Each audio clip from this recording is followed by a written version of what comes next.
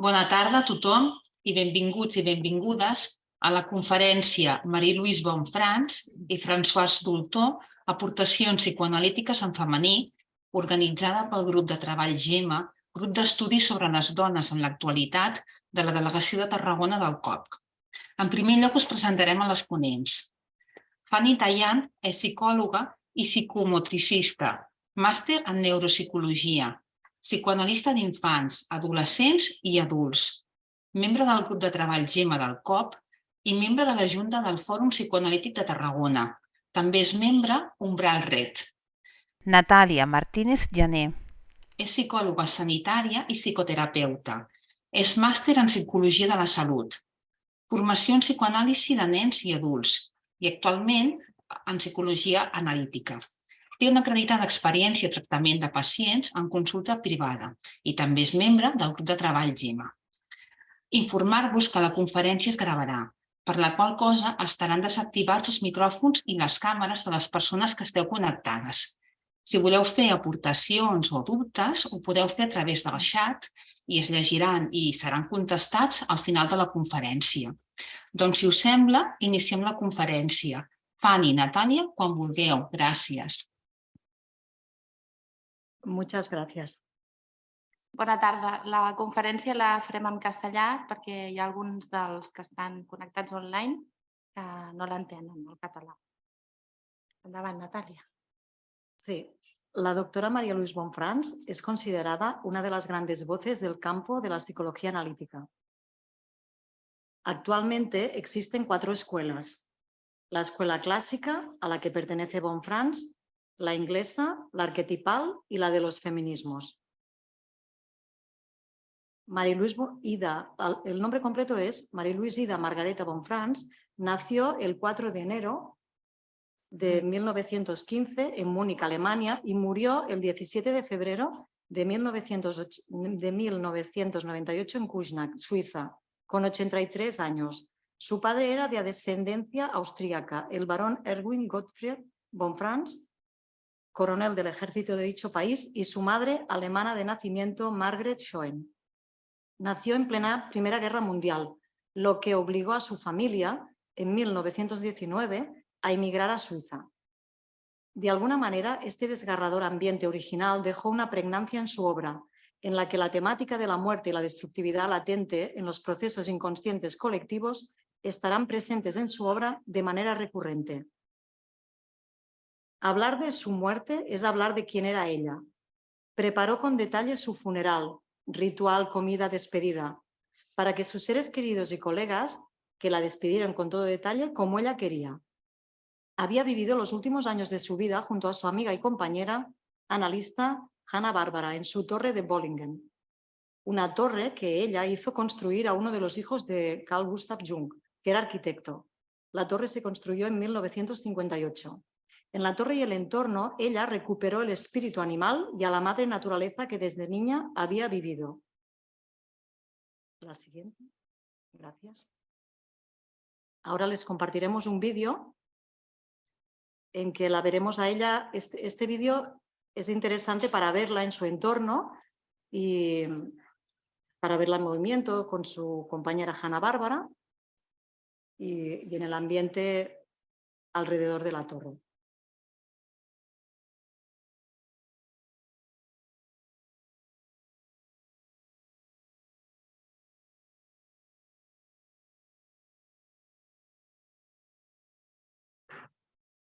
Un momentito, ¿se están preparando?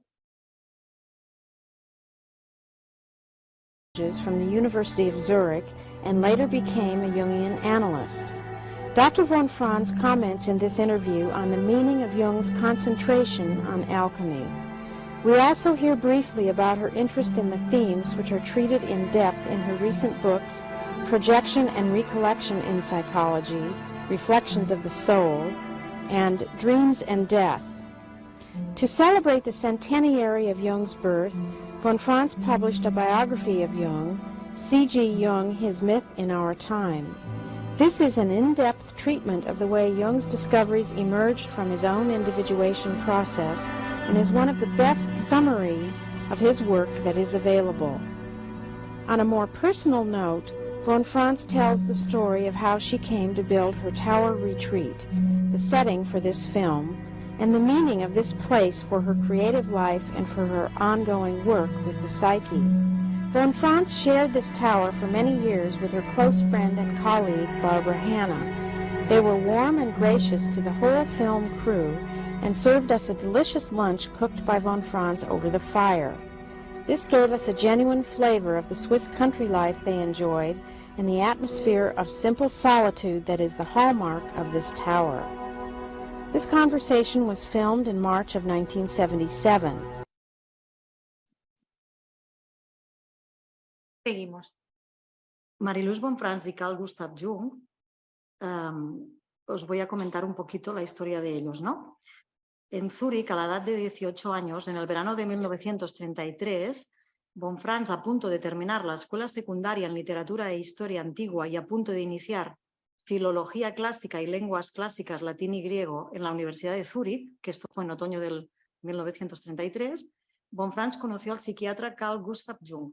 El encuentro casual se produjo gracias a un compañero de clase y sobrino del asistente de Jung, Tony Wolff. Ella, Von Franz, y 7 compañeros de la escuela secundaria fueron invitados por Jung a su torre de Bollingen, cerca de Zúrich. Para Von Franz, este fue un encuentro intenso y decisivo en su vida, tal como le dijo a su hermana esa misma noche.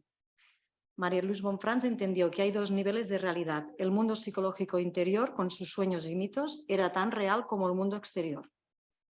¿Continuamos?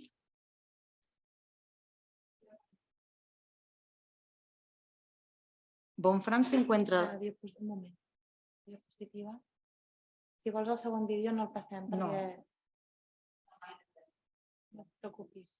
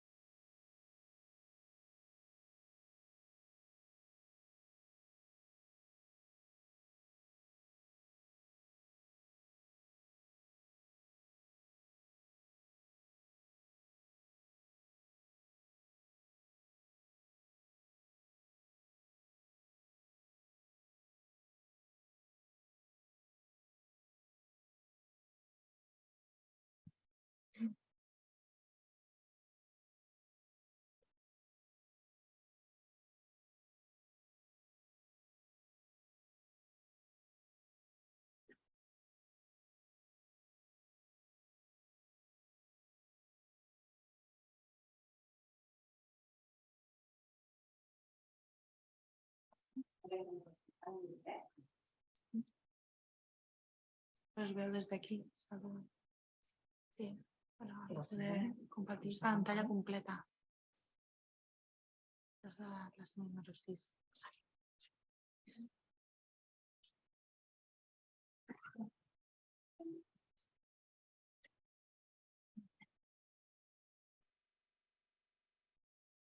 No passa res, no passa res. No, Les passem? no.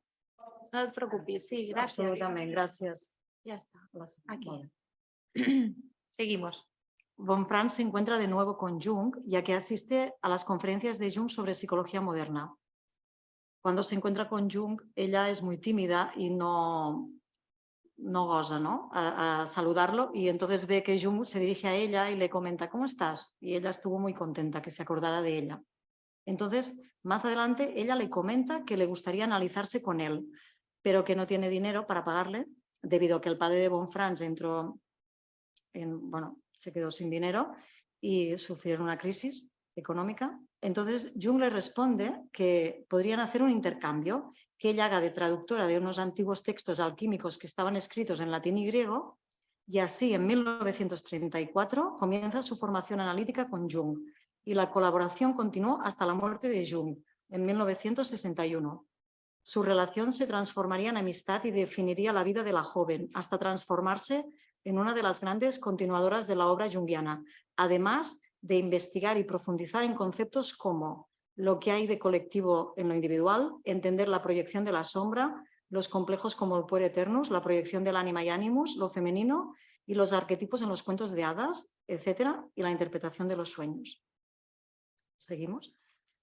Comentando un poquito a Carl Gustav Jung y su encuentro con Sigmund Freud, este primer encuentro se da en 1907 en Viena, donde conversan sin interrupción durante 13 horas.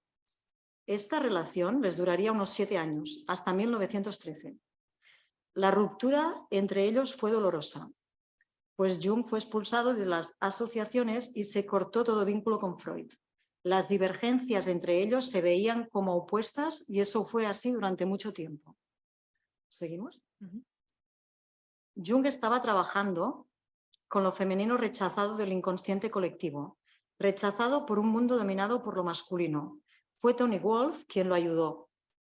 Y allí es donde Jung descubre lo masculino, animus, en lo femenino, y lo femenino, anima, en lo masculino, es decir, en lugar de 2, 4.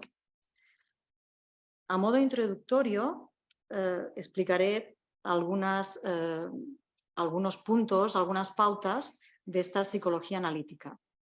Una de ellas se refiere a la validez general empírica y fenomenológica de las nociones de inconsciente colectivo y arquetipo. Por ejemplo, la importancia fundamental de la imagen de madre, formada en toda psicología individual, contiene elementos mitológicos, es decir, representaciones colectivas heredadas que de ningún modo podrían o pueden explicarse exclusivamente desde la madre personal. Desde este estrato suprapersonal es posible observar la configuración de patrones e imágenes arquetípicas que aparecen en la experiencia individual. Esos patrones son innatos y universales, son las respuestas aprendidas que se han ido grabando colectivamente en el transcurso de la historia. Es de este contexto que se nos abre aquí que las significativas estructuras simbólicas contenidas en el dogma, el mito, la leyenda o los cuentos surgen espontáneamente de todos los tiempos y culturas y adquieren un valor. Siguiente. Desde esta perspectiva psicológica, toda manifestación de la psique personal e individual descansa, en última instancia, sobre la base profunda del inconsciente colectivo. En este es posible observar la configuración de patrones e imágenes arquetípicas que aparecen en la experiencia individual. Estos patrones son innatos y universales. Sí, esto lo hemos comentado. Sí. María Luis Bonfrans y la psicología analítica, hay muchos eventos a destacar en su obra y su carrera, pero para nombrar algunos, porque hay muchos. En 1935 inicia su trabajo sobre el simbolismo de los cuentos de hadas, que continuará durante 9 años. En 1937 participa por primera vez en la conferencia de Eranos, Ascona. En el 40 obtiene un doctorado en Filología Clásica, magna cum laude, título de la tesis Las opiniones estéticas en los escolios de la Ilíada. Aproximadamente en el 42, tras una conversación con Jung, comienza a ver a sus primeros analizandos. 2 años después se convierte en miembro del Club Psicológico de Zúrich y ejerce como su bibliotecaria durante varios años, etcétera. Viajes, conferencias, Egipto, Grecia. En el 56 adquiere la capacitación de analista en el Instituto de Zúrich de Jung, etc. Sí, ¿continuamos? Desde 1942 hasta su muerte ejerció como analista, principalmente en Kuznach, Suiza. Escribió más de 20 volúmenes sobre psicología analítica, sobre cuentos de hadas que están relacionados con la psicología arquetipal y la psicología profunda. Amplificó los temas y los personajes de los cuentos y se centró en temas tales como el problema del mal y el cambio de actitud hacia el arquetipo de la mujer. También la biografía de Jung, como hemos comentado en el vídeo, etcétera, y sus obras en general han sido traducidas a 23 idiomas. ¿Seguimos? Para hablar un poquito del camino de la individuación, se trataría, ahora os lo voy a resumir un poco esto, de despojarse de la máscara, que sería la persona. Para despojarse de la máscara sería como integrar el lado opuesto que tenemos las personas. Después de entrar en el arquetipo de la sombra, esto sería, ahora hablaremos un poquito de la sombra, reconocer flaquezas, debilidades, al mismo tiempo que iríamos hacia la integración del ánima y el ánimos para llegar al concepto de sí mismo y de la individuación. Ánima y ánimos iremos comentando, pero también se trataría de un reconocimiento de un interior psíquico, espiritual, y tomarlo en serio y cultivar este espacio interno, ¿no? Entonces, ahora vamos a continuar con el tema de la sombra. Cuando un individuo hace un intento para ver su sombra, se da cuenta y a veces se avergüenza de cualidades e impulsos que niega de sí mismo, pero que puede ver claramente en otras personas, tales como egotismo, pereza mental, etcétera, fantasías, planes, intrigas irreales, negligencia. Si alguien siente un enojo insoportable cuando un amigo le reprocha una falta, ese alguien puede estar completamente seguro de que en ese momento encontrará una parte de su sombra de la cual no se da cuenta. La sombra no consiste solo en omisiones. También se muestra con frecuencia en un acto impulsivo o impensado. Antes de que se tenga tiempo de pensarlo, el comentario estalla, surge el plan, etc. Y nos encontramos a resultados que no hemos pretendido. Siguiente. Von Franz nos dice, en el libro del hombre y sus símbolos, por medio de los sueños podemos entrar en conocimiento de los aspectos de nuestra personalidad, que por diversas razones hemos preferido no contemplar muy de cerca. La sombra no es el total de la personalidad consciente, representa cualidades y atributos desconocidos o poco conocidos del ego, aspectos que, en su mayoría, pertenecen a la esfera personal y que también podrían ser conscientes.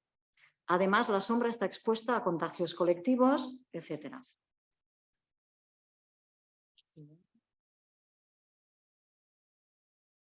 Entraremos a hablar del animus, animus anima. Von Franz nos describe uno de los arquetipos del desarrollo, el animus, de la siguiente manera. Es la personificación masculina en el inconsciente de la mujer y nos muestra aspectos buenos y aspectos malos, como le ocurre al ánima en el hombre. Tiene 4 etapas del desarrollo y después se transformaría hacia el sí mismo, con fuerza, con valentía, la verdad de la mujer y su creatividad personal. Por ejemplo, ahora vamos a poner el ejemplo de un cuento. Por ejemplo, en un cuento gitano, un apuesto extranjero es recibido por una mujer solitaria a pesar de que ella tuvo un sueño que le advertía que él era el rey de la muerte. Ella tuvo un sueño, ¿eh?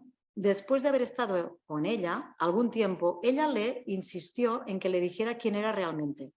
Él al principio rehusó diciendo que ella moriría si se lo decía. Sin embargo, la mujer insiste y él le revela de repente que es la propia muerte. La mujer muere inmediatamente de miedo. Considerado esto mitológicamente, el apuesto extranjero es probablemente una imagen pagana del padre o de un dios que aparece aquí como el rey de la muerte, como el rapto de Perséfone realizado por Hades. Pero psicológicamente representa una forma particular del animus, que atrae a las mujeres alejándolas de toda relación humana y en especial de los contactos con hombres auténticos. Personifica al capullo de seda de los pensamientos soñadores, llenos de deseos y de juicios acerca de cómo deberían ser las cosas y que separan a la mujer de la realidad de la vida. Otras formas de animus negativo aparecen en los mitos y en los cuentos de hadas, desempeñando el papel de ladrón y asesino. Un ejemplo es Barba Azul. Dicho de modo sintético, la psicología femenina puede ser poseída negativamente por estos contenidos colectivos, que nada tienen que ver con su realidad personal. Ahora, la influencia de estos arquetipos no es necesariamente negativa.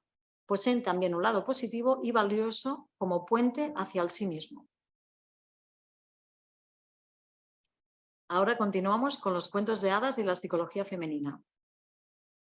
Los cuentos de hadas son la expresión más pura y simple de los procesos psíquicos de lo inconsciente colectivo y representan los arquetipos en su forma más simple, elemental y concisa, porque están menos cubiertos de material consciente que los mitos y las leyendas. Esta forma pura de imágenes arquetípicas nos proporciona las mejores pistas para la comprensión de los procesos que están ocurriendo en la psique colectiva. El cuento de hadas en sí es su mejor explicación, es decir, su significado está contenido en la totalidad de sus motivos conectados por el hilo de la historia. Todo cuento de hadas es un sistema relativamente cerrado que compone un significado psicológico esencial expresado en una serie de imágenes y eventos simbólicos que se pueden descubrir en estos. Pondré un momentito el ejemplo, perdón, si Fanny, un momentito lo anterior. Ah, El cuento de Hansel y sí, Gretel. sí, de Hansel y Gretel. En el cuento, no os voy a contar el cuento, pero en el cuento de Hansel y Gretel hay una madre negativa cuyo poder negativo viene representado por dos personajes, la madrastra y la bruja. Cuando muere la bruja, muere también en el mismo instante la madrastra, lo que representa que eran dos aspectos del mismo arquetipo. Es interesante mencionar acerca de esta ley. Esta codificación que en todo bebé humano llega en el momento en que registra que aquello que le da vida lo puede destruir. Es la vivencia del tremendo poder que tiene la madre, que puede destruir al mismo tiempo que alimenta. Nosotros llegamos a esta percepción a través de Melanie Klein, el pecho bueno, el pecho malo. Pero estas nociones respecto a la ambivalencia de lo materno, que expresa tanto lo nutricio como lo devorador, se encuentra contenida en innumerables cuentos y mitos de todas las culturas.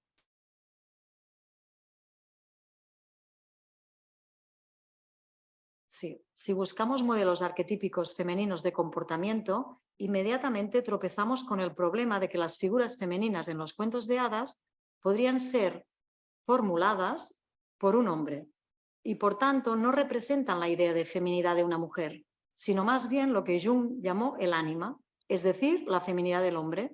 Ante la duda, dice Bonfrance, de si el narrador es un hombre o una mujer, las figuras femeninas en los cuentos de hadas no son ni el patrón del ánima ni el de la mujer real, sino ambos. Supondré que no hay diferencias en los cuentos de hadas y en los mitos, ya que ambos tratan figuras arquetípicas. Todo el problema se vuelve más complicado cuando se entrelazan la psicología de lo femenino y la psicología del ánima. La mujer real tiene un efecto sobre el ánima y el ánima sobre la mujer real. Por otro lado, las mujeres están influenciadas por las proyecciones del ánima del hombre. Bonfrance dice, he elegido este cuento de hadas para la discusión de la psicología femenina, La Bella Durmiente. Tampoco os contaré ahora el cuento de la Bella Durmiente, pero Bonfrance nos dice que el origen de que las cosas van mal en la vida de las mujeres es la incapacidad de tratar y superar los sentimientos heridos, que abren la puerta a los ataques del ánimo. Si has estado herida en tus sentimientos, decepcionada, pregúntate si te sientes no valorada suficiente, en qué parte de ti te sientes ignorada, si sientes ira, porque esto representa una imagen arquetípica del ánimos. También nos explica ella que muchas de las historias largas de sufrimiento de la mujer han sido escritas por hombres y en este caso hablaríamos del problema de la proyección también. La mujer rechazada, que tiene que recorrer un largo camino hasta encontrar al novio adecuado, es la historia de amor y psique. Por lo tanto, los aspectos psicológicos del arquetipo de la madre, las mujeres que tienen un complejo materno negativo, son propensas a la feminidad ignorada, a sentir ira, ya que no han recibido suficiente calidez y atención de la madre. Ahora nos tocaría el vídeo 2. Sí, dic ho proveu un momentet, O... Com veieu, però si voleu proveu un momentet, Es igual. De acuerdo. Sí, seguimos, ¿de acuerdo? Seguimos. Gracias. Sí, el arquetipo femenino. Sí, estaríamos aquí. Como que nuestra historia es una historia colectiva y no personal, sino colectiva, ¿dónde reside lo ignorado en la naturaleza de lo femenino? ¿Qué aspectos de la feminidad han sido apartados en el cristianismo? La respuesta es la sexualidad, dice Bonfrance. Aparece también una tendencia progresiva dentro del patrón de la vida femenina, en el inconsciente colectivo, en un esfuerzo por producir una nueva forma de feminidad en la mujer, un nuevo modelo de eros en el hombre, una actitud más equilibrada.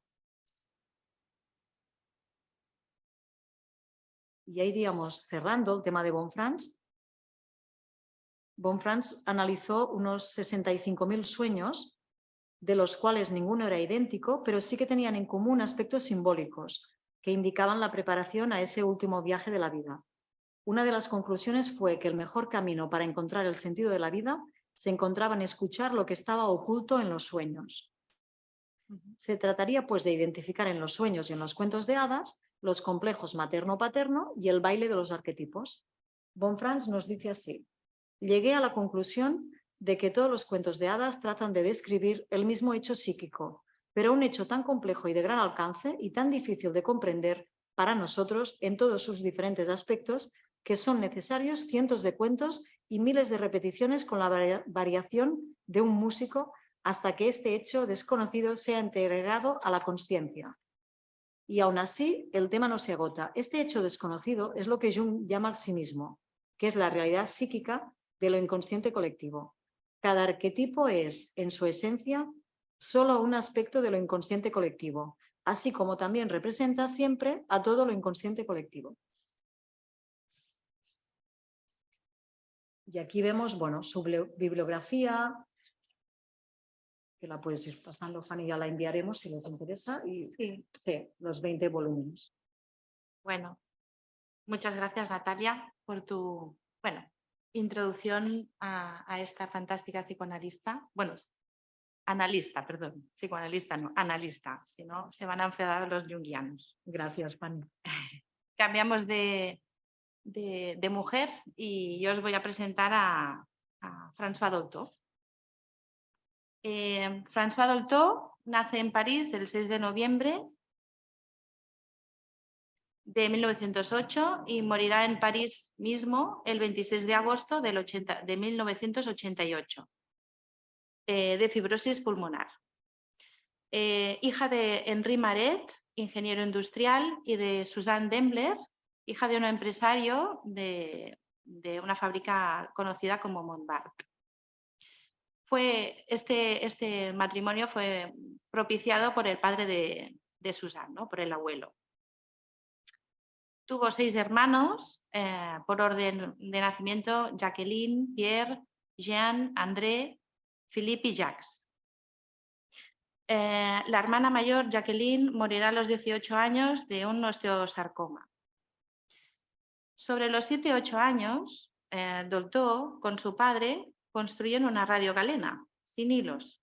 Y es ahí que empieza, ¿no?, un poco a cocerse el psicoanálisis, ¿no? De hecho, la radio galena sin hilos, ¿no?, era otro tipo de comunicación moderna no vista hasta ese momento, ¿no?, al igual que el psicoanálisis. Con su padre y también con su hermano Jean aprenderá a jugar ajedrez, y de su padre sobre todo aprende el amor a la ciencia y asiste a reuniones, ella junto con los hermanos mayores, a una sala en París llamada Trocadero. Dolto quiere ser médico de educación. A los niños, pensaba, ¿no?, a los niños podían perturbarles cosas que estaban en ellos y que no eran solamente microbios. Quiere ayudar sobre todo a los papás a educar a sus hijos, a comprenderlos. Hay una anécdota familiar, ¿no? Sobre la edad de 7 años, François, cuando su hermano siguiente, Philippe, tiene unos 3 y a su vez André tenía 1 año, ¿no?, Philippe estaba celoso del bebé y entonces hacía berrinches. En una de estas, bueno, en una de las situaciones de comida, ¿no?, había una nani que los cuidaba y la nani, bueno, pues se emborrachaba con la agua de colonia de la jefa, de Suzanne, ¿no? La cocinera esto lo sabía y entonces muchas veces entraban en discusiones delante de los niños, ¿no? Entonces, en una de estas discutieron y Philippe vomitó. Le estaban dando la papilla y vomitó, ¿no? Entonces llamaron rápidamente al médico. Claro, ni la nani ni la cocinera dijeron nada de su disputa, y lo que dijeron es que el niño pues había vomitado. Entonces, claro, lo pusieron a dieta a Philippe y este no le gustaba para nada la dieta. Entonces, lo que hizo entonces Philippe fue empezar a chinchar a los hermanos, ¿no? Lo curioso es que François, con esta anécdota, se dio cuenta que al mismo tiempo que cocinera y nani vomitaban palabras, ¿no?, peleaban, Philippe vomitaba lo que tenía que vomitar, que era la papilla. ¿Sí? Bueno, seguimos. Antes de los 5 años, Dolto nace en noviembre, ¿no?, nació en noviembre, entonces en verano muere su abuelo materno y entra durante unos días en un estado esquizoide depresivo, que le hace preguntarse sobre el sentido de la vida y sobre qué hay después de la muerte, ¿no? Esto más o menos lo resuelve y entonces se mudan a de la calle Gustave Sédé, donde habían nacido casi todos los hijos, a la calle Coronel Bonnet. Este cambio va a ser muy importante, ¿sí?, en la vida de François, porque hay una situación muy curiosa con los vecinos del inmueble, ¿no? Ellos pasan a vivir al 5.º piso y bueno, os explico los vecinos que tenían, ¿no? En el 1.er piso vive el director de una empresa llamada Guantes N, que era viudo y tenía el delirio de echar a su mujer por la ventana, ¿vale? Y esto a veces lo veían, ¿no? Veían al señor que quería echar un fardo creyendo que era su mujer por la ventana. En el 2.º piso vivía la señora G, con delirio místico que le acontecía sobre todo en los días de luna llena. En el 3.º vivía el señor Cuatro Barbas y claro, este nombre a François le hacía mucha gracia porque siempre le veía con un solo mentón, ¿no? En el 4.º vive una condesa rusa, viuda, con 3 hijos. La hija mayor es una hija muy grande, imponente, que curiosamente salía con un chico bajito y encorvado y un perro. Otra hija que tenía esta señora era anoréxica y murió de inanición, ¿sí? Y un tercer hijo que era un chico, también era muy alto, muy apuesto, pero siempre lo veía que giraba sobre sí mismo y que no soportaba nunca que la piel le tocara el cuerpo, ¿no? Unos vecinos curiosos. También era curiosa y muy especial la relación que tuvo con su mamá, con Suzanne. Siempre fue muy tempestiva, ¿no? Suzanne a veces le decía a François que era monstruosa. Nunca se entendieron, cada una tenía una manera muy distinta de ver, ¿no? Su madre era de las que pensaban que la mujer pues, era afortunada de criar a los hijos de los hombres, ¿no? Y no podía trabajar, siempre se opuso a cualquier estudio o necesidad de aprender de François. Hay un hecho importante a nivel familiar que es la muerte de Jacqueline, que acontece cuando François Dolto tiene 12 años, que es cuando cae gravemente enferma del osteosarcoma. Y entonces Suzanne le pide a François que rece por su hermana, ¿no? que la salve. Es una época en, bueno, la familia era cristiana, pero no era practicante, ¿no? Cuando muere Jacqueline, su madre tiene una crisis psicótica delirante y quiere contactar con su hija muerta. Entonces se une al grupo Richet, que entonces era una práctica habitual y se puso de moda en París, ¿no? Lo de las mesas giratorias y bueno, el intentar hablar con los espíritus, ¿no? En este delirio pues no tenía contacto con sus hijos, no quería saber nada de los demás hijos y quería que su hija se reencarnara en ella. El médico dictamina que tenga otro hijo para sacarla de este estado. Y entonces nace Jacques, el último hijo de los hermanos, ¿no? Y es un hijo no deseado ni por el padre ni por la madre y lo pasarán a cuidar François y Pierre, el hermano uno de los hermanos mayores, ¿no? Seguimos con la vida personal de François. Ella aprendió a leer y a tejer y el idioma alemán con la señorita Memé, con una institutriz, ¿no? Usando el método Froebel. Era un método innovador en aquella época, pedagógico, que se basaba en el juego y las canciones y el contacto con la naturaleza y la sociedad, ¿no? Era, bueno, este método junto con el método de María Montessori, ¿no? En aquella época eran lo más innovador, ¿no?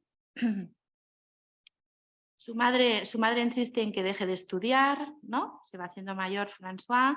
Entonces lo que hace es amañar un encuentro con el hijo de una de las hermanas que eran amigas de la hija de mayor, Jacqueline, para que se case, ¿vale? Entonces amaña un encuentro y la deja quedarse 15 días en la casa de campo que tiene esta familia y coincide con la vendimia. No hay problema, pero durante estos 15 días Suzanne entra en delirio de celos porque no le contesta las cartas que le envía diariamente a François. Entonces, al volver a París, François acepta ser novios con él, porque así puede salir, ir a las charlas, a los conciertos, porque de otra manera su madre no quería, ¿no?, que fuera. A los 16 años pasa el examen de bachillerato con un examen oral sobre la libido, la sexualidad, el hedonismo y los epicúreos. Se saca la diplomatura de enfermería, esta sí que es consentida por su madre. Bueno, también es producto de que había una prima de la madre que había sido enfermera y ayudó en la Primera Guerra Mundial, entonces lo veía con buenos ojos, ¿no? Pero François quiere empezar medicina, ¿no? Y a los 23, después de tiras y aflojas, empieza la carrera junto a su hermano Philippe, que es 4 años menor, ¿no?, dejando los estudios que había iniciado de italiano. Entonces conoce a Schlumberger. El primer año de carrera destaca muchísimo François, incluso por encima de su hermano, y este somatiza y enferma de tuberculosis. Entonces Schlumberger le habla de psicoanalizarse con Laforgue. Después de ver la mejoría de Philippe, al cabo de un año, Dolto también empezará su cura, sobre todo a raíz de la ruptura con su novio. Este le había pedido que dejara de estudiar y su madre también estaba furiosa con ella. Entonces a François le invade la culpa y las 3 primeras sesiones de psicoanálisis no hace más que llorar. La madre se enfada porque ella sigue estudiando e impide al padre seguir pagando las sesiones de psicoanálisis. Entonces Laforgue le comenta que, bueno, no tenía la carrera, bueno, la diplomaturía de enfermera, pues que trabajé a tiempo parcial y es lo que empieza a hacer, ¿no? Ella trabajaba por las tardes después de estudiar, enseñando a poner apósitos a las enfermeras en prácticas. Además, recibe una beca de la Sociedad Psicoanalítica de París para formarse como analista. Los 3 años que estuvo psicoanalizándose, Laforgue le impidió que leyera nada de teoría. La vida profesional, la práctica. Bueno, al terminar su análisis decide que quiere ser pediatra, se inscribe en la Sociedad Psicoanalítica de París, pero solo se puede formar como psicoanalista de adultos, teniendo además 3 pacientes supervisados. Empieza las prácticas de psiquiatría infantil en el Hospital Vaugirard con el doctor Heuer y esta la invita a que se presente como interna en hospitales psiquiátricos. Estudia anatomía fisiológica, neurología en Saint-Anne y escucha cátedras de Lacan y sobre todo de Langlois. Luego pasará 3 meses de interna en el Hospital Maison Blanche, un lugar espantoso según ella, donde ve claramente que renuncia a ser psiquiatra de la asistencia pública. Y sobre todo le hace pensar que no es a los 18 años cuando hay que ocuparse de las personas, sino desde su infancia. Se instalará en la calle Henri Paté, número 13, el 11 de julio de 1939, justo antes de que empiece la guerra. Y empieza a ejercer como médico general y pediatra. El 12 o 13 de julio la eligen por unanimidad miembro titular de la Sociedad Psicoanalítica de París, gracias a su trabajo teórico, a su tesis Psicoanálisis y Pediatría. Asistirá a seminarios de Spitz, de Odier y de Lowenstein. El 3 de septiembre, que es cuando inicia la Segunda Guerra Mundial, empieza de interna sustituyendo a médicos en el Hospital Enfants Malades. Su supervisora de casos infantiles será Sophie Morgenstern, primera psicoanalista de niños francesa. Su despacho será denominado La Puerta, donde veían los casos más difíciles, los que nadie quería, ¿no? Enuresis, vómitos, espasmódicos, y le decían la loca. Lebovici alimentó esto por miedo a que Dolto le quitara el puesto como médico de hospitales. A su vez, su vida personal también cambia. En ese entonces conoce a Boris Dolto y tendrá su primer hijo en 1942. el siguiente en el 44 y por último su hija, Catherine, en 1946. De la Segunda Guerra Mundial y el genocidio no supo nada hasta finalizar la guerra. Sí que colaboró, tanto ella como la familia y Boris, con la resistencia, alojando a gente en casa cuando lo necesitaban. Su hermano Jacques fue agente doble infiltrado de la inteligencia inglesa. Su hermano Jean y Philippe también colaboraron con la resistencia. Hubo una situación un poco tensa cuando Boris era médico también, ¿no? Y ayudó a los resistentes en la estación de Montparnasse, y hubo un dueño de una casa de masajes, Competencia, que lo denunció por judío. Entonces tuvo que ir a la policía a probar que era cristiano ortodoxo con la partida de bautismo y que no estaba circuncidado. Seguimos, ¿no? En cuanto a la práctica profesional, bueno, también hubo momentos convulsos, ¿no? En la Sociedad Psicoanalítica de París, donde se formaban psicoanalistas, tenían que pasar 3 años, hacer 3 cursos, pero bueno, había bastante lío y parece que juego sucio, ¿no? Entonces, eso provocó una rebelión de los estudiantes.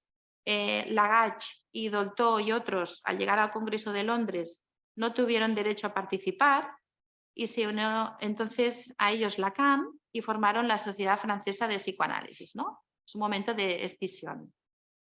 Para ser readmitidos en la internacional debían pasar por un tribunal y volvieron a quedar excluidos Lacan por sus sesiones cortas y Dolto, según Lebovici, vuelve otra vez a la carga, diciendo que era comunista, que invitaba a sus pacientes el fin de semana a casa y que era junguiana.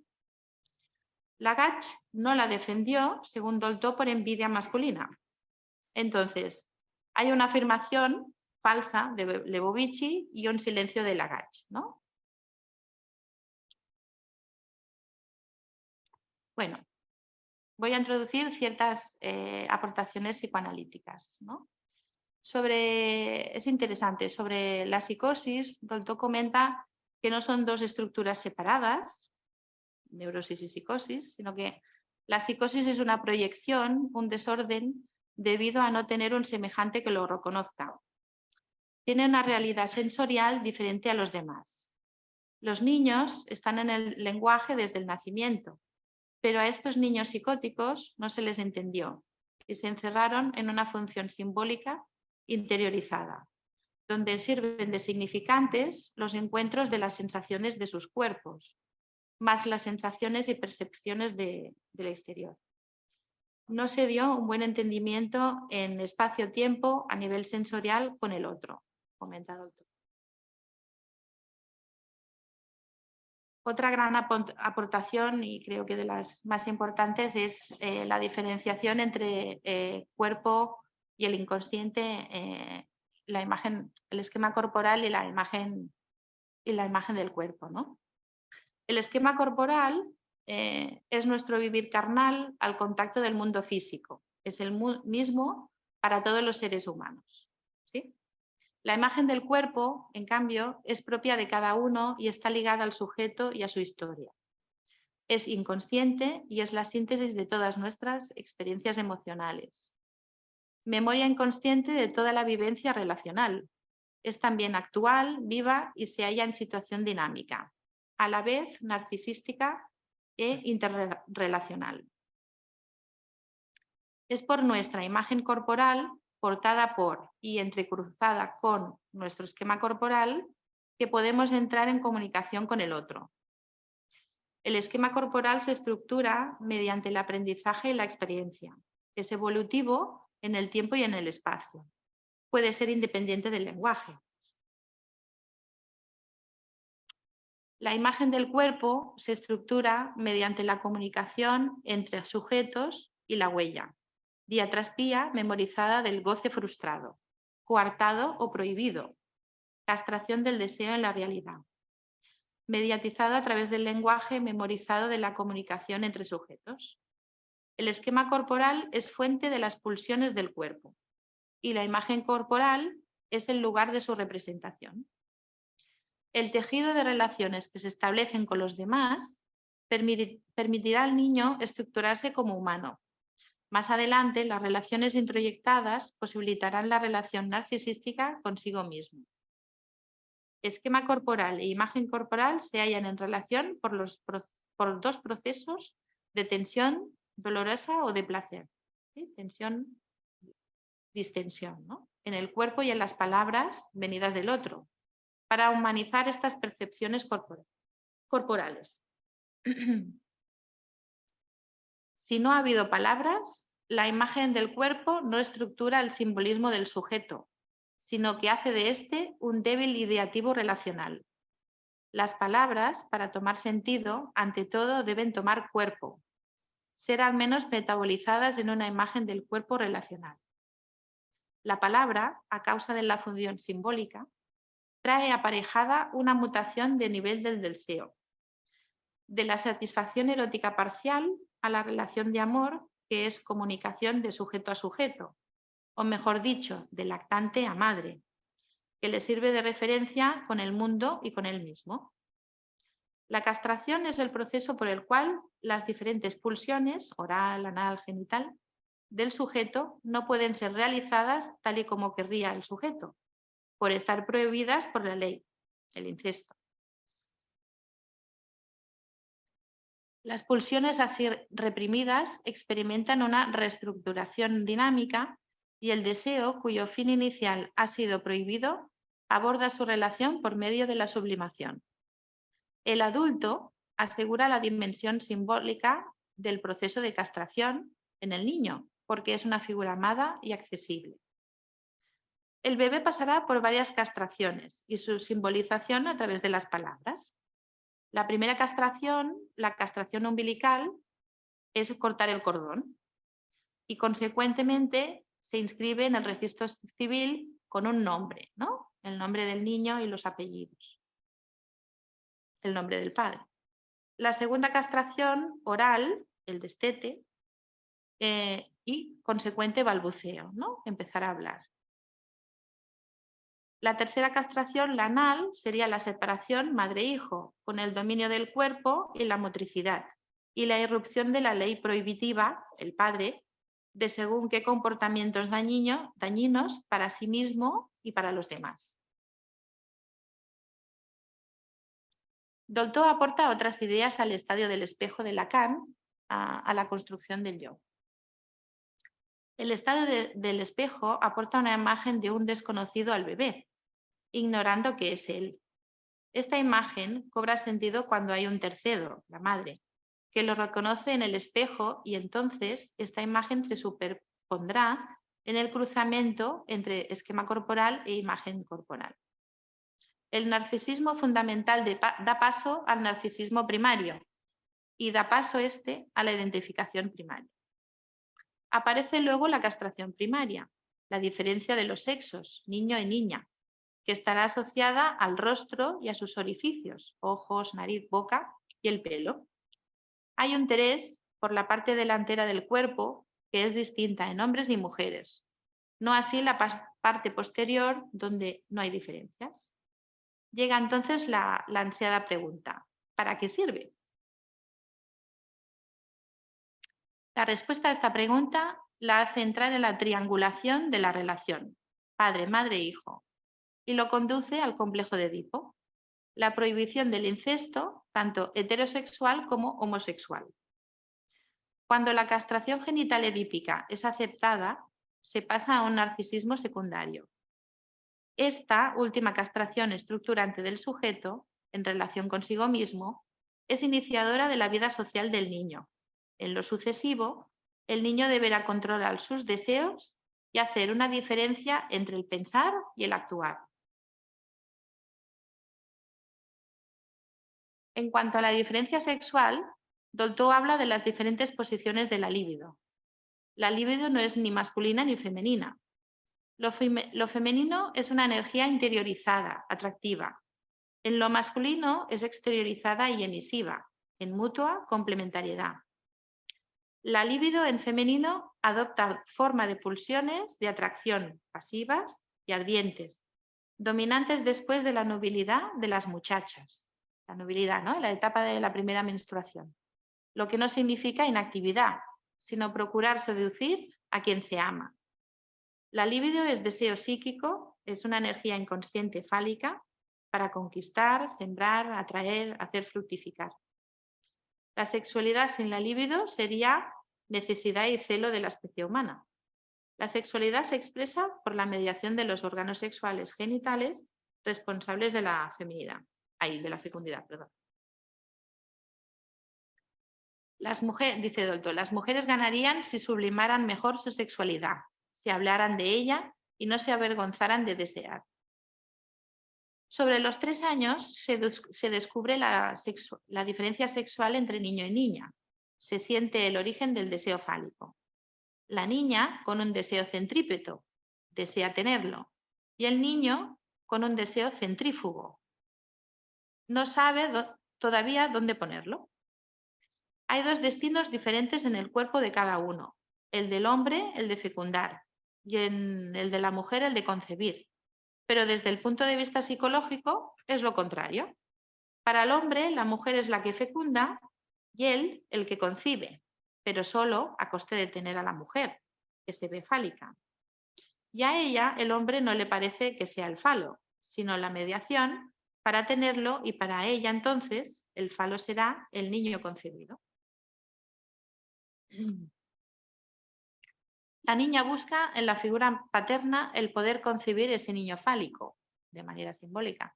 Pero la ley, la prohibición del incesto, no lo permite. La llegada de la menstruación en la muchacha acabará resolviendo el fin del Edipo sobre los 12-13 años, más o menos. En este momento deberá dominar un deseo que despierta, un deseo de varón. Buscará afuera a los chicos y es un momento muy frágil donde ya no desea provocar o atraer, tanto como antes, o sí. Pero su sensibilidad hacia los varones necesita de un gran dominio sin llegar a la represión y acompañamiento educativo, para no concebir un niño no deseado en la realidad. Bueno, aquí un poco las aportaciones psicoanalíticas. Otro tipo de aportaciones, solo curiosas, ¿no? Además de todo lo que dejó difundido, ¿no? en conversaciones y programas de radio, televisión y demás, ¿no? Hay la Casa Verde, que está ubicada en la calle Melac, desde junio del 81, que es un espacio llevado por personal psicoanalizado, donde se vela por evitar lo no dicho concerniente a la verdad que vive un niño o lo que le rodea. Es un espacio para la primera infancia y la parentalidad. Y luego la Casa Abierta, que esta sí que no continuó, situado en la calle Cuyás, fue un espacio abierto hasta el 89 dedicado a la tercera edad, donde se hacían manualidades, se hablaba de recuerdos, se contaban historias a los niños, ¿no? Tanto si fueran nietos como otros niños, y era un espacio enfocado a la intergeneracional. Bueno, es un poco complicado resumir Françoise Dolto porque ha sido una autora muy, muy prolífica y muy accesible también, ¿no? Tiene una extensa bibliografía y bueno, después también he puesto tres entradas de vídeo. Claro, están en francés y son documentales largos que, bueno, si os interesa los podéis encontrar fácilmente. Y bueno, hasta aquí. Ambas mujeres muy interesantes. No sé si hay Muchas gracias, Fanny. preguntas, ¿no? Igualmente. No sé si habrá preguntas en el chat. O... No, de moment la Gabriela ens comenta que és molt interessant i que si podeu compartir la presentació. Per tant, ara és el moment de si algú vol fer alguna aportació o vol tenir o té algun dubte, doncs ho pot fer a través del xat.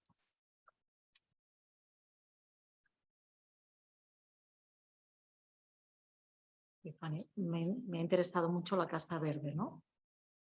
Sí, me ha resultado muy cercano, ¿no? Todo este trabajo. Sí, bueno, de hecho hay una Casa Verde catalana en Vilanova i la Geltrú,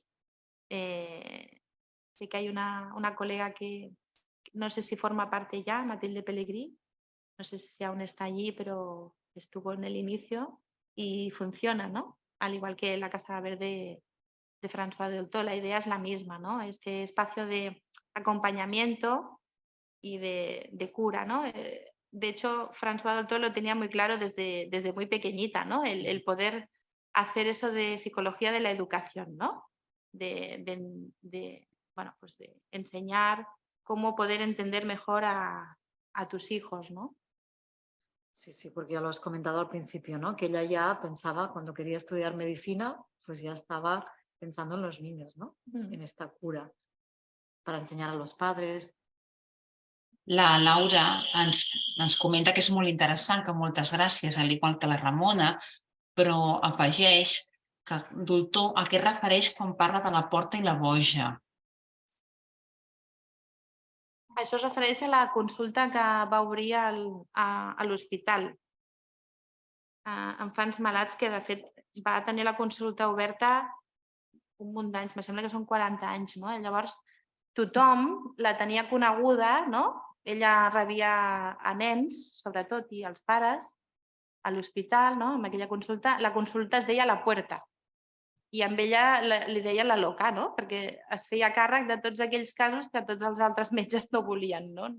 O no volien o se sentien incapaços de poder tractar, no? És per això. Era coneguda a l'hospital, vull dir que és curiós, no?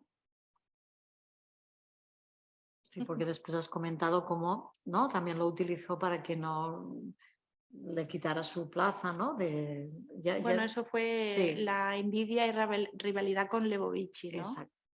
Que en la misma, o sea, coincidieron en el hospital y entonces, bueno, no había François Dolto era brillante, imagino que eso, ¿no? Para esa época un señor pues la veía como una intrusa, ¿no? Y como una posible rival, ¿no? Rival, exacto, ¿no? Exacto. Un poquito a ella lo acompaña toda su vida, ¿no? Esta sensación ya de pequeñita, la madre, después que el hermano, la carrera, ¿no? Que ella ya es brillante. Siempre esa sensación, ¿no? Bueno, de hecho, ambas mujeres, ¿no? Sí. Bonfrance también, no sabemos mucho de su historia personal, pero bueno, estuvo sola en principio o con amigas, ¿no? Sí. Pero se consagró de alguna manera a eso, ¿no? François Dolto tuvo el apoyo de su marido, Boris, que también era médico y inició la kinesiología en Francia.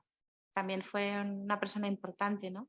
Pero de alguna manera ahí sí que hubo una relación equitativa y un apoyo seguramente importante a nivel profesional. Y también lo que tienen un poco en común las dos mujeres es la relación que tienen con su madre, ¿no? Tanto una como otra, porque Jung también le dijo a Bonfrance, podrías ir a vivir con Hanna-Barbera, ya que verás que hay otras maneras de relacionarte y no todo es chillar como chillaba tu madre, ¿no? Y después también el tema de la muerte, ¿no? Porque hay ahí, Bonfrance ya os he dicho, ¿no? Que ella preparó todo su funeral hasta el último detalle y la acompaña toda su vida, el interés por lo que hay después de la muerte, los sueños recurrentes también, los símbolos, ¿no? Y Dolto, claro, ya de pequeñita, ¿no? La primera muerte. La muerte también está presente, sí. Exacto. Las dos vivencias distintas, ¿no? Ambas vivieron la Primera o la Segunda Guerra Mundial, ¿no? Y lo que implica esa época, ¿no? de sufrimiento y de... Sí. Tenim més preguntes a través del xat. La Gabriela ens diu que la idea de Dolto de les dues cases és molt interessant, que si la podeu ampliar una miqueta.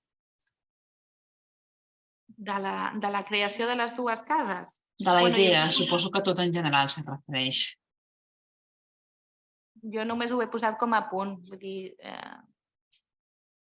la idea, és a dir, si teniu interès podeu buscar més informació de la que és de la gent gran, no la recordo el nom de la informació.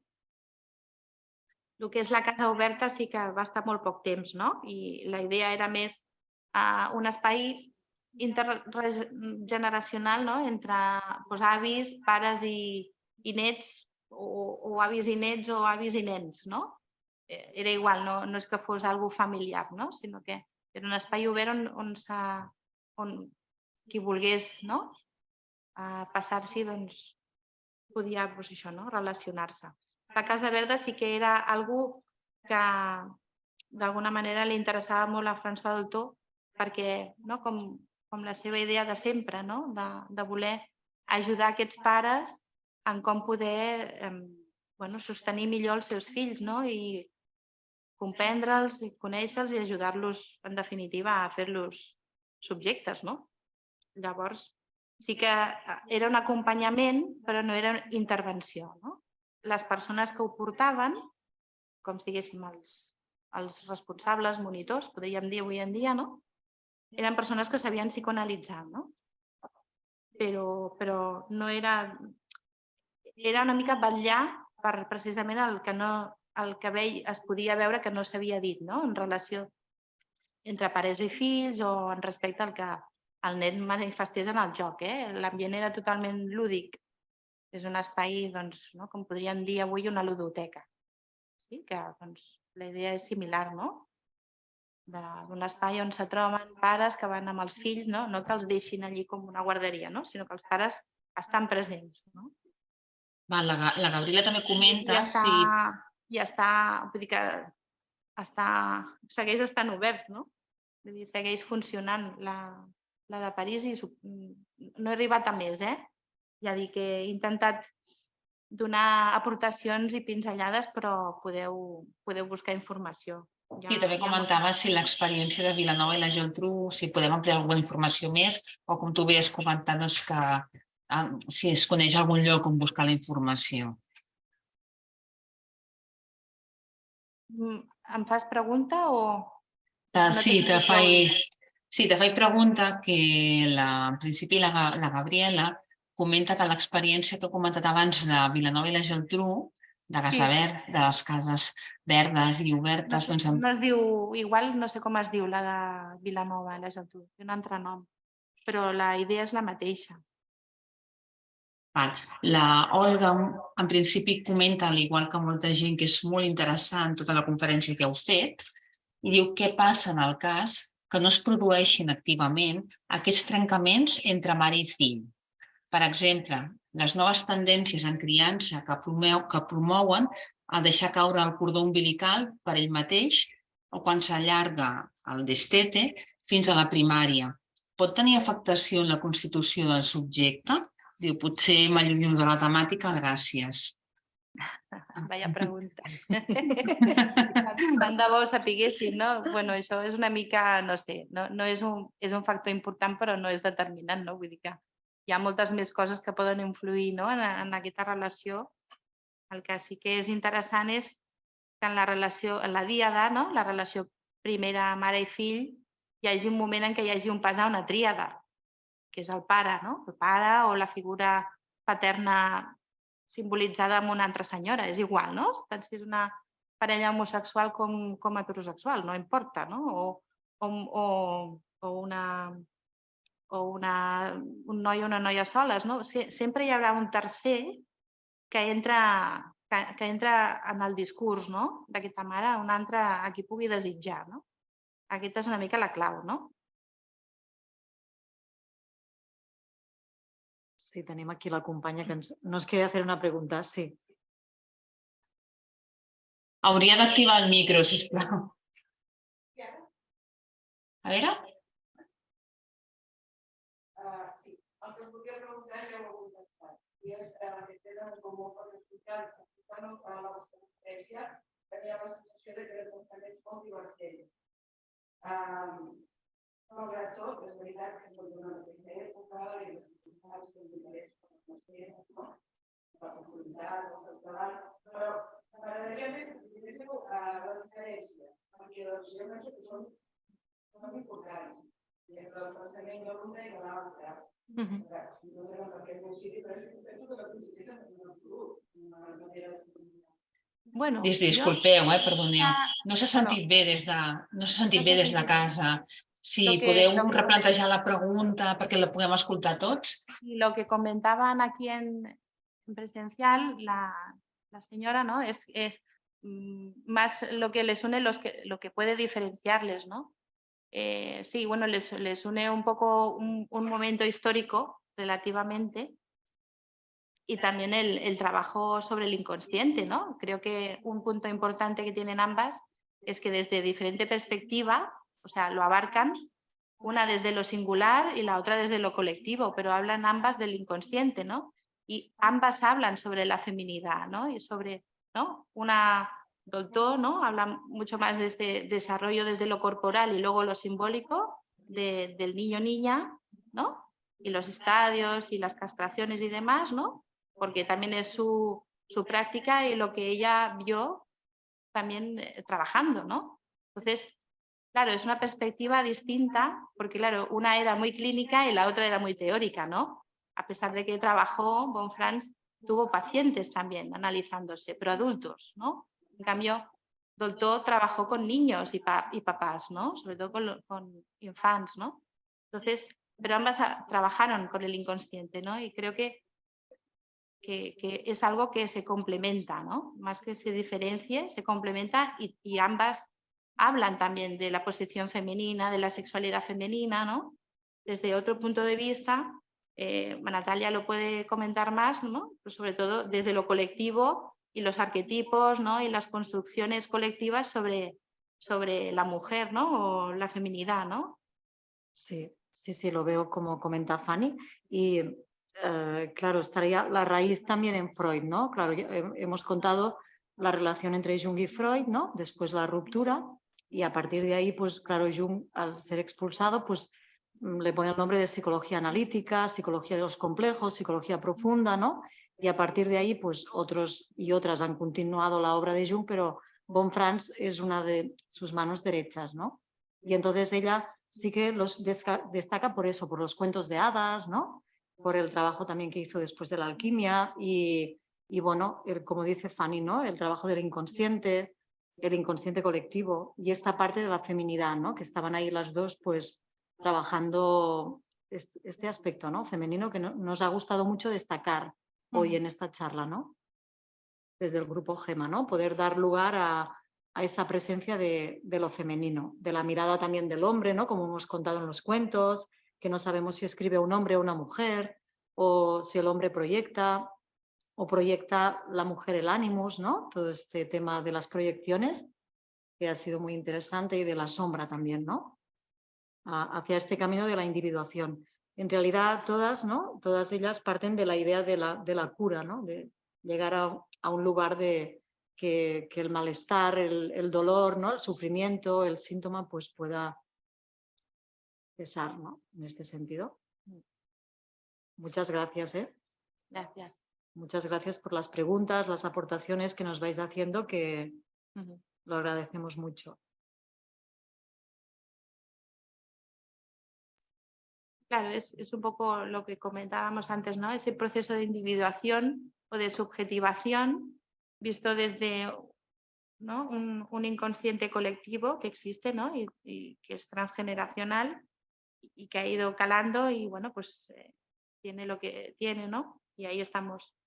Y luego desde lo singular, ¿no? Desde la familia, desde lo más concreto, ¿no? Con François Dolto y cómo de ahí pues también puede teorizar, ¿no? y complementar pues también ideas, ¿no? Todo lo que Lacan evidentemente pudo aportar, ¿no? O sea, son dos mujeres que bueno, queríamos hacer visibles, ¿no? Como lleva haciendo unos años el grupo de trabajo Gema, ¿no? De pioneras psicoanalistas, ¿no? Y bueno, estas son como más contemporáneas ya, ¿no? Se inició, bueno, y seguiremos, ¿no? Si se puede. Exacto. Pero la idea es un poco eso, ¿no? Darlas a conocer a ambas y que pues aportaron Sí. Ideas importantes, ¿no? Exacto, originales, ¿no? Sí. Ha faltado poner el vídeo 2 en el vídeo 2, pues si se lo hacemos llegar, ¿no? Pues está Bonfrance explicando cómo le encargan los cuentos de hadas, que siempre los encargos le venían de fuera y no era algo que ella pensara, sino que le venía, ella se lo encontraba, entonces estuvo 9 años, ¿no? Estudiando los cuentos de hadas y después pues ella lo publica, ¿no? Hay muchas publicaciones y estos últimos años, como se la ha ido traduciendo más al español, a Bonfrance, y y sus vídeos también, ¿no? Están traducidos al español. Entonces se la ve a ella cómo habla de este tema y cómo Jung también le recomendó que escribiera, porque ella de pequeña no le explicaban cuentos a ella de pequeña. Entonces ella conoce los cuentos a los 30 años y le resultó interesante pues ver qué había ahí en la cultura, la historia, ¿no? El mito, la leyenda, el cuento, qué pasaba ahí, qué hablaban los pueblos, ¿no?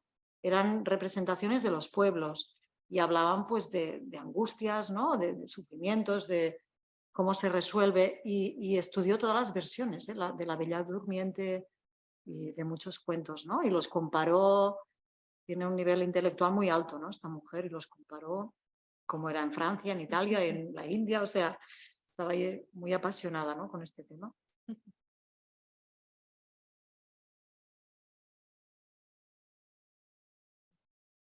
Bueno. Des del xat no hi ha més preguntes. Si us sembla, podríem mirar de compartir ara el vídeo 2 en un momentet, a veure si D'acord. ho provem, ¿vale? Com a mi. Si puedes, sí Sí. podemos probar. Sí. Perfecto. Gracias. Es cortito. Y fue casi al mismo tiempo cuando empecé a ocuparme de los cuentos. También esto me llegó del exterior. Una señora quería escribir un libro sobre los cuentos populares, pero no era capaz de hacerlo sola. Entonces me contrató para escribir un libro para ella, y este se convirtió en una gran obra de más de 1000 páginas. Una interpretación junguiana de los cuentos. Trabajé durante 9 años y por eso llegaron a entusiasmarme, pues en mi infancia nunca me habían contado cuentos de hadas y no conocía ninguno salvo los de Andersen, que no me gustaban porque son muy tristes y me deprimían demasiado. Así que en realidad descubrí los cuentos populares entre los 20 y los 30 años, pero estos me apasionaron. Y a partir de este momento di una serie de cursos sobre ellos. Muchos de estos cursos fueron grabados y publicados después, y por eso hoy se me conoce sobre todo por mis comentarios sobre los cuentos.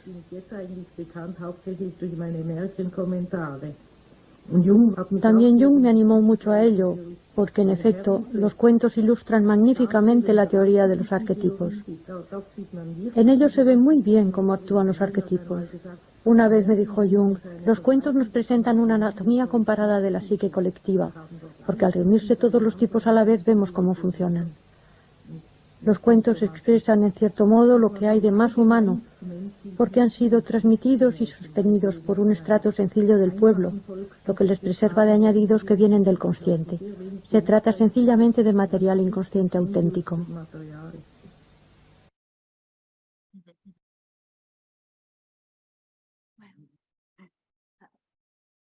Bueno. No sé si hay más preguntas. Si hay alguna pregunta. Si no, bueno, pues hay que bucear en internet y en bibliotecas. Porque nos ha gustado hacer todo este trabajo, ¿no? Lo hemos preparado, conocer a estas mujeres y bueno, ir profundizando en cada aspecto. Daría por mucho cada una de ellas. Sí. Y hemos sintetizado. Bueno, hemos querido darlas a conocer si es que no se conocían, ¿no? Y pues lo que hemos resaltado hoy ha sido un poco lo que teníamos de intención en cuanto al grupo Gema, ¿no? Pero evidentemente nos hemos quedado súper cortas, seguro, ¿no? Pero bueno, ya es algo, un aliciente para poder seguir, ¿no? Bueno. Des del xat no hi ha cap més pregunta, sinó majoritàriament felicitar-vos per la tasca i per la conferència. Val? Si no voleu afegir res més, donarem per finalitzada, en principi, la conferència Marie-Louise Bonfrans i Françoise Dolto, aportacions psicoanalistes en femení. Comentar-vos que durant els propers dies us farem arribar per correu electrònic un enllaç amb el qüestionari d'avaluació de l'activitat que us agrairíem poder complimentar. Moltíssimes gràcies, Fanny i Natàlia, per la vostra conferència. Moltes gràcies a tots. Gràcies als que heu estat online també. Exacte, gràcies a les aportacions. Gràcies. Perfecte, també volem donar les gràcies per proposar i organitzar la conferència al grup de treball GEMA, grup d'estudi sobre les dones en l'actualitat de la delegació de Tarragona del COP, i per suposar moltes gràcies a tots i totes les assistents per participar en les activitats formatives del COP.